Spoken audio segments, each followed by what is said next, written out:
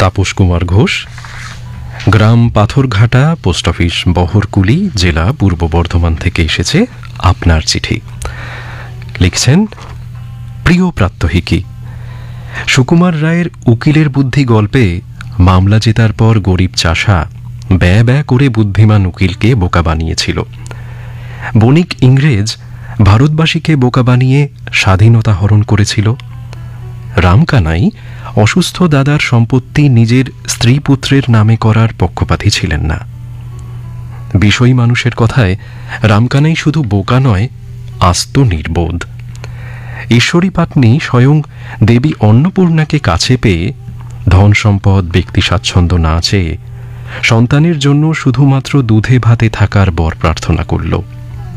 অনেকে বলবে, এ যে বোকামির চরম নিদর্শন। আর আমার সহপাঠী সুজন বোকা নামক অখ্যাতির খ্যাতি বহন করে চলেছে সারা জীবন।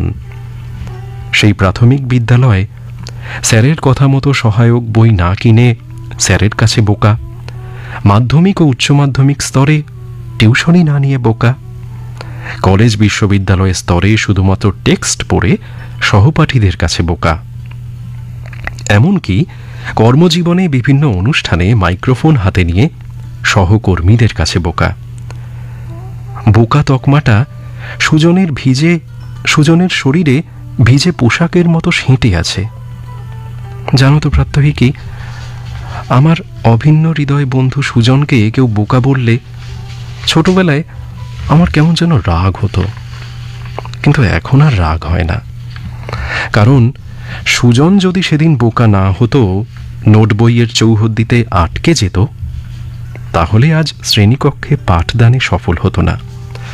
যাবতীয় সামাজিক সমালোচনাকে হেলায় অবহেলা করে রবীন্দ্রনাথের গল্পের বলাইয়ের মতো অনুভূতিপ্রবণ মন নিয়ে এগিয়ে চলেছে আপাত বোকার অন্তরালে সৃজনশীল সুজন।